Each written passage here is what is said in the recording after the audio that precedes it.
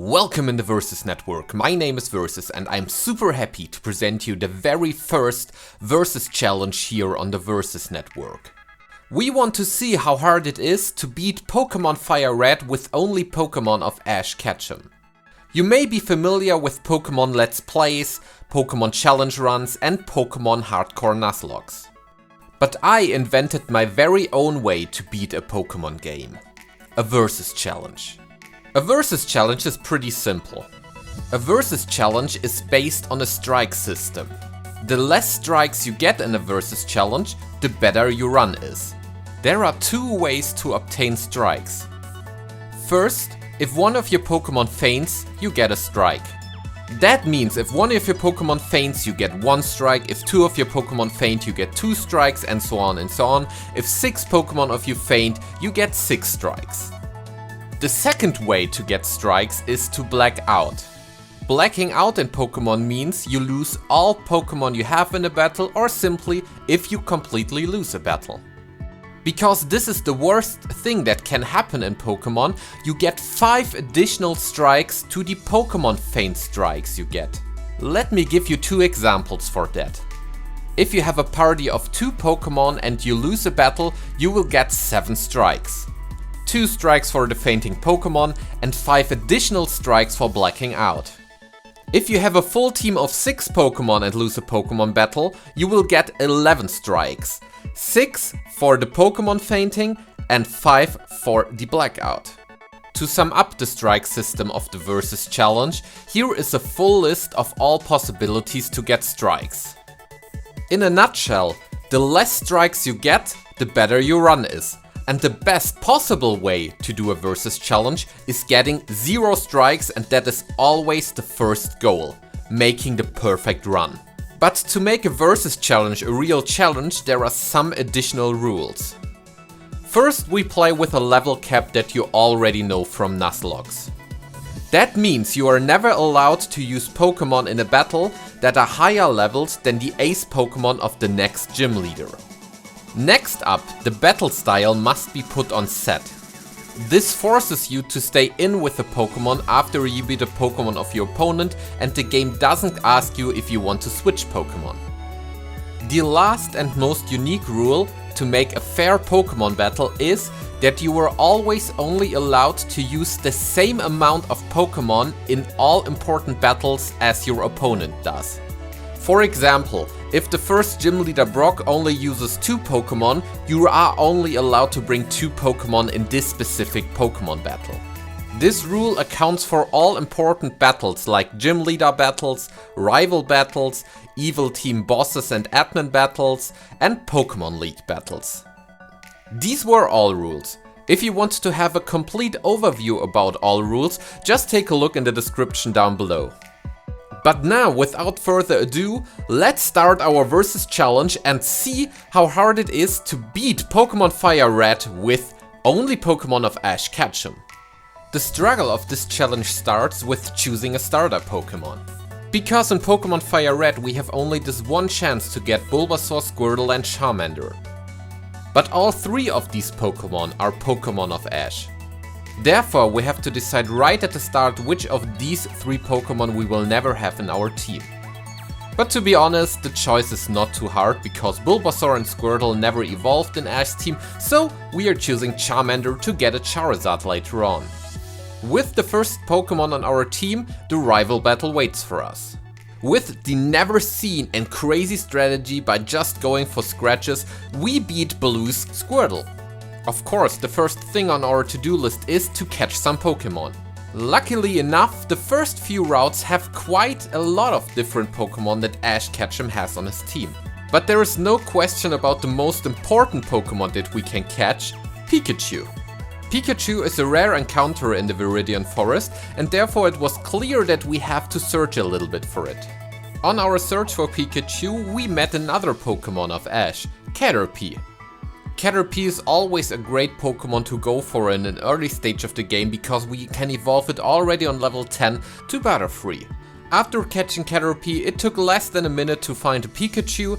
Of course it is a female Pikachu, but come on, it is a Pikachu and we count it as Ash's Pikachu.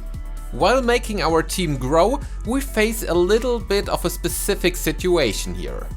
By encountering a Pidgey, we have the problem that Ash had a Pidgeotto, but never a Pidgey.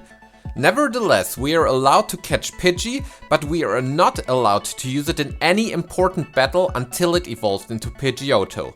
So Pidgey will be just a silent team member that I just train in the grass until it evolves. Last but not least in our early catching session is a Pokémon that is often forgotten that Ash had it. It's Mankey. Overall, Mankey is the most important Pokémon to beat the first gym leader Brock because this is the only good answer we have to his rock-type Pokémon. I think nobody is surprised that I tell you Caterpie evolved on level 7 into Metapod. With the unbeatable move Harden in my back, I was ready to face the rival once again. This is actually the first time where our rule applies that I'm only allowed to bring the same amount of Pokémon as my rival. Since I know he has only 2 Pokémon, I'm only allowed to bring 2 Pokémon here as well. I decided for Pikachu and Charmander. Pikachu should be pretty usable in this battle because it is super effective against Pidgey and Squirtle. Despite being critted by Pidgey, the battle was not really a problem for me. Doing my way through Viridian Forest, we have the next evolution. Surprise! It's Metapod who evolves into Butterfree. Without any big highlights, we are making our way to the first gym leader Brock. I decided to go for Butterfree and Mankey in this battle. The strategy was to beat Geodude with Butterfree because if I remembered that correctly, Geodude shouldn't have a rock-type move. With the combination of Confusion and Geodude's pretty bad special defensive stat, the first stage of my plan worked out pretty nicely. With Onix incoming, the situation changes a little bit because Onix knows Rock Tomb. Here I simply switched into my Mankey to eat that Rock Tomb, and 2 fighting type attacks later, Onix was done, even though we were underleveled. With our first badge, the Boulder Badge, we are making our way to our next destination, Mount Moon. Beside thousands of Zubats, we meet the first Team Rocket member in Mount Moon. After an easy win and a little bit of training, we see the next evolution. Charmander evolves into Charmeleon. Especially the combination of Charmeleon, Mankey and Butterfree made our way through Mount Moon a piece of cake. Obviously, we have decided for the Helix fossil to revive the one and only Lord Helix. Arriving at Vermillion City, the next rival battle is waiting for us. Because our Pidgey didn't evolve yet, our team of 4 Pokémon explains itself. We were able to beat Pidgeotto, probably the strongest Pokémon of Blue, with the type advantage of Pikachu. Abra, Rattata and Squirtle were honestly not the biggest challenge. After rejecting the best offer of our life to join Team Rocket, our Pidgey finally evolved. That means we are now allowed to use Pidgeotto in the important battles. A good training session brought us to the Pokemaniac Bill. Because we are really good human beings, we helped him out, and as a thank you he gave us the SSN ticket. After all of that, it was finally time for our next gym battle. On paper, this is by far the most difficult battle yet. Especially Misty Starmie can cause a lot of problems. In the end, I decided to bring Pidgeotto and Butterfree in this battle. I know what you're saying now. Man, you should bring Pikachu, because Pikachu is an electric type and Misty has water type Pokemon.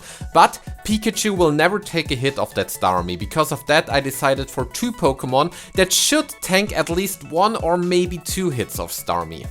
The strategy was once again simple, just beating Staryu and after that throwing sand attacks on Starmie. This strategy changed drastically when I've seen that I one-shot Staryu. I just wanted to know how much damage I can do with secret power on that Starmie. And what happened after that is kind of self-explanatory. We just had a lot of luck. Para, full para, and down. Pidgeotto really showed here why it should become part of our team. With the second badge, our next destination is Vermillion City, where we got the rod and the bike voucher. After that, it was time to join the party on the SSN. After training a lot, we were ready to take on the third rival battle on the boat. Once again, our rival has 4 Pokémon, that means 1 Pokémon, in this case Pikachu, must go in the box. The battle started as planned. Vermillion took down Blue Pidgeotto and my Pidgeotto took down Wartortle. But after that the momentum hardly went into the direction of Blue. I underestimated the power of the Hyper Fang of level 16 Raticate. I took way too much damage before Kadabra switched in. Here I had to make a decision. My plan was to switch in Vermillion, take one Confusion and after that take it down with a Mega Punch. Sadly, even the 4 level difference wasn't enough to outspeed the Kadabra, so we got our first strike here. In the end, I must be happy that Pidgeotto was able to revenge kill the Kadabra in one hit. With the loss in mind, we got cut and said goodbye to the SSN. Because the level cap was only on level 24, we directly had to go to the next gym. And I must confess, I hate that gym. Or more specifically, I hate the riddle in that gym. It's simply based on luck. But look at that, the incredible thing happened. The first time in my life, I swear to God, the first time in my life, I got that right on the first try. I was so freaking happy. Of course I wanted to prevent the second strike, so I taught my Vermillion Dig to get super effective moves against the electric type Pokemon of Lieutenant Surge. With that strategy I had really no problem to take out Voltorb and Pikachu, but then the real challenge just started. Raichu came in and used the most annoying strategy you can think of. At first it used Thunder Wave to paralyze me and after that it started going for double team. But the luck was on my side once again. I was able to hit both of my digs and Raichu was down. That means we keep only one strike and gym badge number 3 is ours. What is now ahead is one of the most exciting parts, at least for me in the game. A lot of people hate it, but I love the rock tunnel. I played Pokémon Blue and Red so often that I can do it blind. No flash is needed here and I can just go straight through the tunnel. Neither in the tunnel nor in the next routes we will find any new Ash Pokémon, but we were lucky enough to evolve our Mankey here into a Primeape. With the second fully evolved Pokémon, the team balance is getting better and better.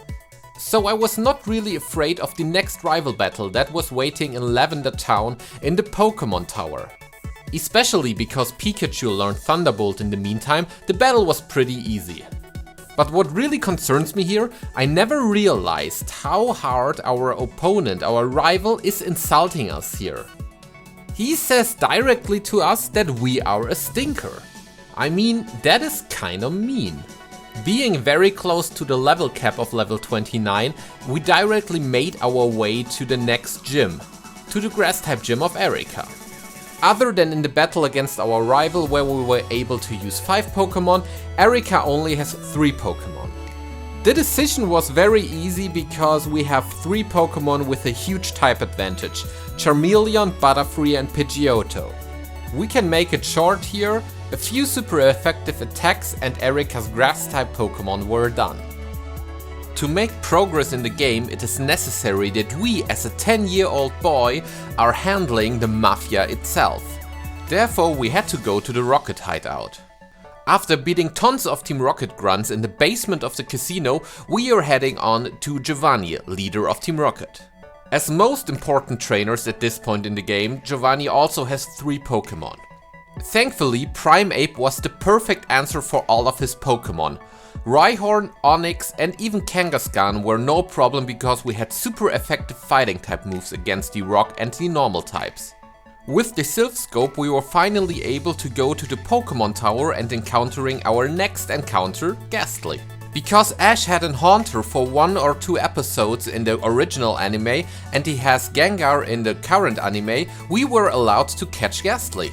But I can already tell you, because trait evolutions are a little bit of a problem in these old games, we will not put it in our team. Another reason for not using Ghastly was that we got the Pokeflute at the end of the Pokémon Tower. With the Pokeflute we woke up Snorlax and got ourselves the next real team member. Because the ace Pokemon of the next 2 gym leaders are on level 43, we had a lot of training to do. During the training session on the next routes, we had 2 evolutions. Our Pidgeotto evolved into Pidgeot, and our Charmeleon, our starter Pokemon, finally evolved into Charizard. How important these evolutions were for us became visible when we headed to the fighting dojo. With only one move, our Pidgeot destroyed the whole gym. After that I realized that it was the best plan to battle our rival in the Silph Co at first. The reason for that is that I wanted to have the Lapras that you can get directly after beating the rival. The rival battle was scary but doable in the end. I had really a lot of bad luck with my Snorlax against the Execute. Despite hitting myself around 10 times in confusion, we were able to beat our rival without getting any new strikes. As a present, we got the present that we wanted, the Lapras as our newest team member. This means two things for us. First, we don't have to catch a Kingler. I simply think Lapras with its bulk is a better choice than Kingler for our team. And secondly, we will get rid of Pikachu. I know, Pikachu is Ash's main Pokemon, but Pikachu at this point in the game is really bad. With Lapras replacing Pikachu, we had to do some training for Lapras because it is only on level 25. To do so, we used all the Team Rocket grunts in the Silph Co. In no time, Lapras was on the same level as the other team members and it was time to face Giovanni the second time. With only 4 Pokemon allowed for this battle, I decided to start off with Primeape.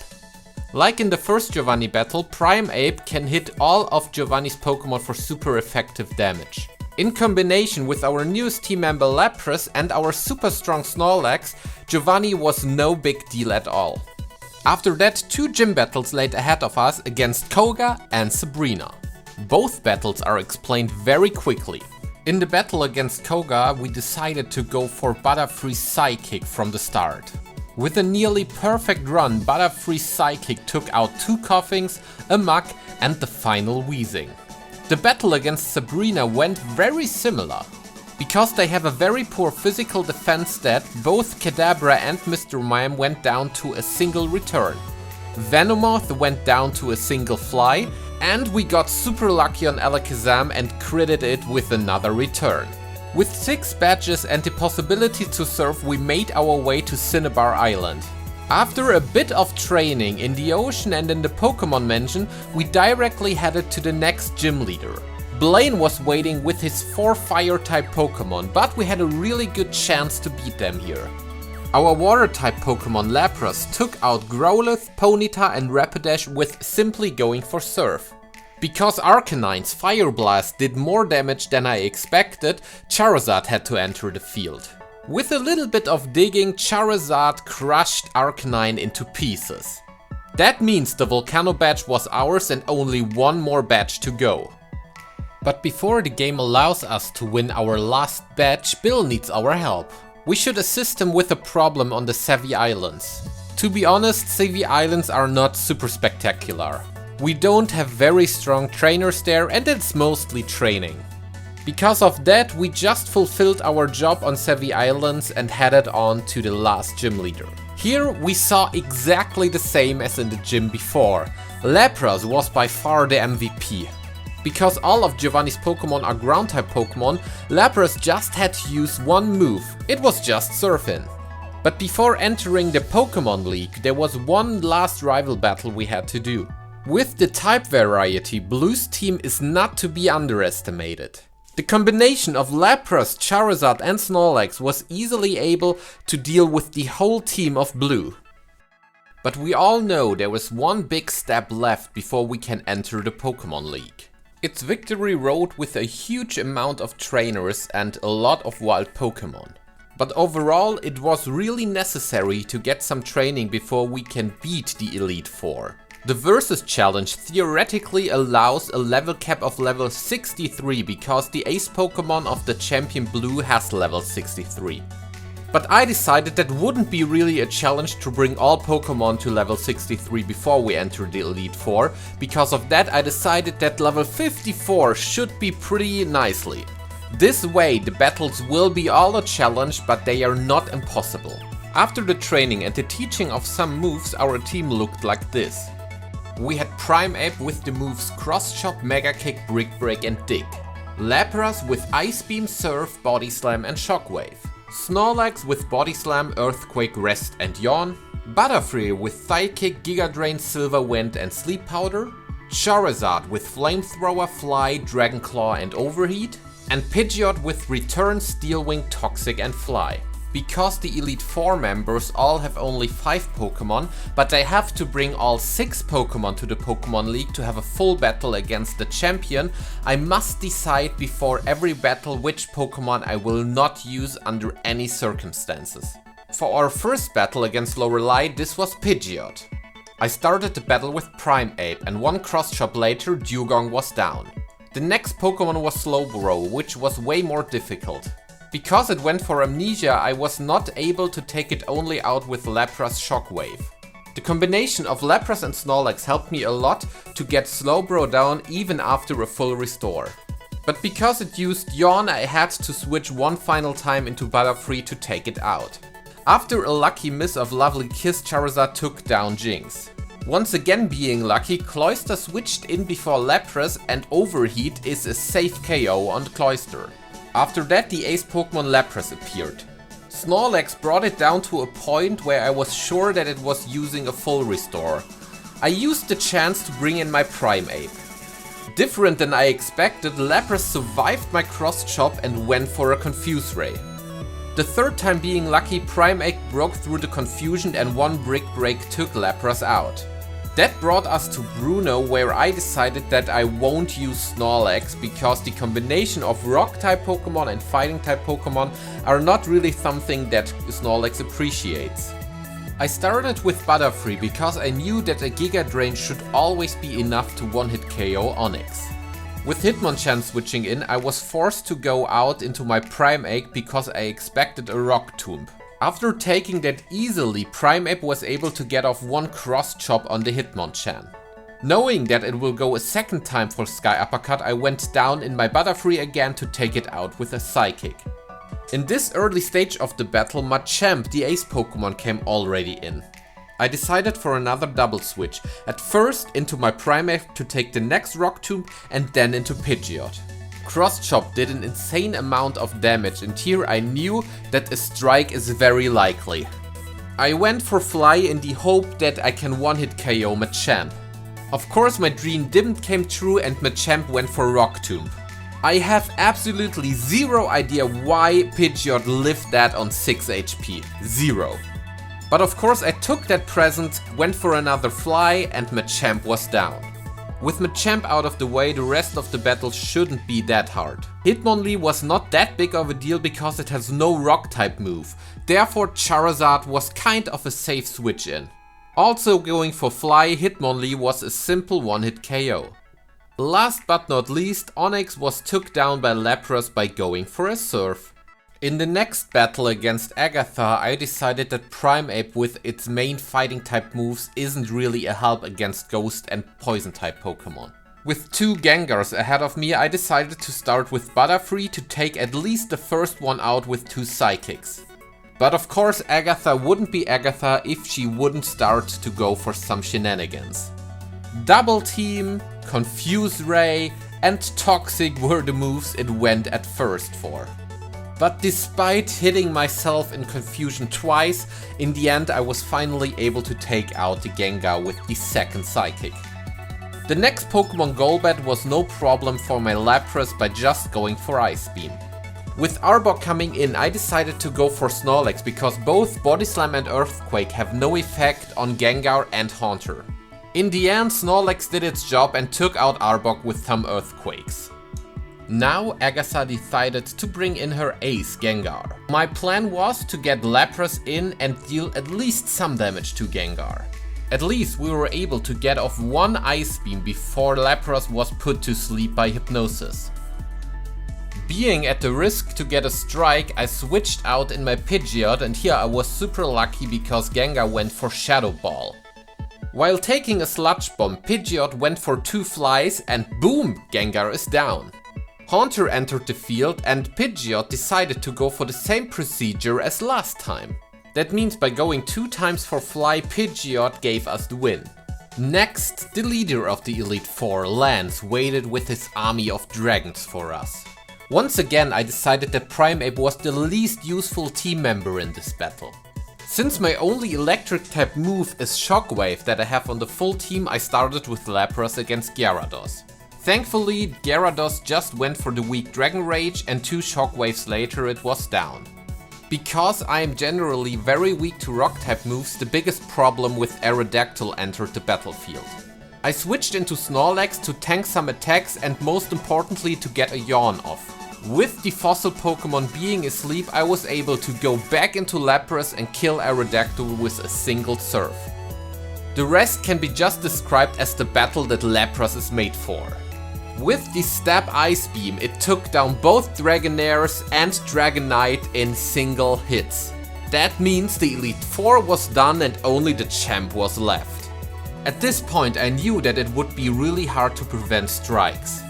While all of my Pokemon are at maximum on level 55, the level gap is super high because the weakest Pokemon of Blue are on level 59. In consequence, I needed a good strategy and also a little bit of luck here and there. The battle started with Pidgeot versus Pidgeot. My whole plan here was to Toxic stall the other Pidgeot by going for Toxic and Fly. That worked pretty nicely and I was able to take down the Pidgeot. Next up was Rhydon, in which I had no good switch in at all. So I had to switch and my Lapras took a ton of damage, but being able to get out the Rhydon with a single Surf. With the grass type Pokemon Executor coming in, I knew my best switch in would be Charizard here. Charizard took an Egg Bomb and got off a big overheat. The special attack drop didn't matter because I knew that Blastoise would switch in either way. Because I had once again no good switch in into the Hydro Pump of Blastoise, I took a risk and went into Butterfree. Blastoise landed a huge hit and I wanted to put it asleep with the Sleep Powder. But bad news, Blastoise was faster than my Butterfree and took me down with a second one. That gave us the second strike for this versus challenge. On the other hand, it brought me at least a safe switch in into my Snorlax. What followed was the longest face-off of 2 Pokemon in the whole run. Because I stalled out all of the Hydro Pumps of Blastoise, it was not able to deal a lot of damage to me with Bite. Since I was able to go for Rest and Blue used 3 full restores, it took so much time to beat the Blastoise. After that, Alakazam switched in and went for a Reflect. But Snorlax didn't care at all and broke through the Reflect with a critical hit of Body Slam. That means only Arcanine was left. And from here Snorlax ended the challenge like a real champion. It used Yawn to put Arcanine to sleep, went for Rest to heal up all the HP, and after that it was just earthquaking into the victory. That's it! We have finished the versus challenge of Ash Ketchum beating Pokémon Firered. In the end it was a very successful run with only 2 Pokemon fainting overall. Nevertheless, I think this versus challenge is possible without getting any strikes. Can you do so? Just feel free to try this versus challenge here yourself. If you enjoyed that different format here on my channel, please let me know in the comments down below and tell me which should be the next versus challenge we should do. Thank you very much in your interest in all of my videos. Your support's amazing and I hope to see everybody of you soon here on the Versus Network. Goodbye guys.